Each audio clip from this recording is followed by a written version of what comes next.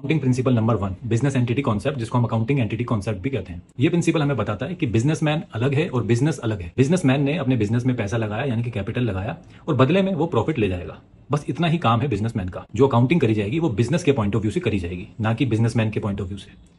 Businessman की life में क्या चल रहा है उससे अकाउंटिंग को कुछ लेना देना नहीं है। अकाउंटिंग को सिर्फ लेना देना है बिजनेस की लाइफ में क्या चल रहा है। तो बिजनेस की लाइफ में जो चल रहा है हम उसको रिकॉर्ड कर लेंगे, यानी कि उसकी हम अकाउंटिंग करेंगे। तो कहने का मतलब ये हुआ कि हम अकाउंटिंग करते हैं बिजनेस के पॉइंट ऑफ व्यू से। अब सवाल आता है, क्या बिजनेस की लाइफ में जो जो चल रहा है हम सबको रिकॉर्ड करते जाएंगे? यहीं पर आता है दूसरा प्रिंसिपल, जिसका नाम है मनी मेजरमेंट। हम बिजनेस की लाइफ में होने वाले सिर्फ उन्हीं ट्रांजेक्शन्स को रिकॉर्ड करेंगे जिसमें मनी इन्वॉल्व है, यानी कि पैसा इसमें इन्वॉल्व है। तो मनी मेजरमेंट प्रिंसिपल हमें बताता है कि आप उन्हीं ट्रांजैक्शंस को रिकॉर्ड करें जो बिजनेस से रिलेटेड हो और उसके अंदर मनी इन्वॉल्व हो। For example, raw material purchase करा 10 लाख रुपए का, इसमें मनी इन्वॉल्व है, बिल्कुल है 10 लाख रुपए।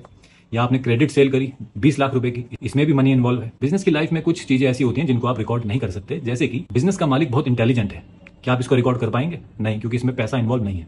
बिजनेस के जो एम्प्लॉइज हैं बहुत ही लॉयल हैं, बहुत ही ईमानदार भी हैं, क्या आप इसको रिकॉर्ड कर पाएंगे? नहीं, क्योंकि इसमें पैसा इन्वॉल्व नहीं है। तो सिर्फ उसी को रिकॉर्ड करेंगे जिसमें पैसा इन्वॉल्व होता है और जो बिजनेस से रिलेट। तीसरा प्रिंसिपल है अकाउंटिंग पीरियड। देखो, गोइंग कंसर्न अजम्पशन में हमने सीखा था कि जो बिजनेस की लाइफ है ना वो फ्यूचर में चलती रहेगी, सालों साल चलती रहेगी। मगर इस लाइफ को हमने 12 महीने में डिवाइड कर दिया, यानी कि हर साल जो अकाउंटिंग करी जाएगी वो 12-12 महीने की, यूजुअली 12 महीने की करी जाएगी, जो कि हम 1 अप्रैल से 31 मार्च की करते हैं, ताकि यूजुअली 1 अप्रैल से 31 मार्च तक की अकाउंटिंग करी जा सके और जो भी फाइनेंशियल स्टेटमेंट में निकल कर आता है वो सामने रखा जा सके हर साल।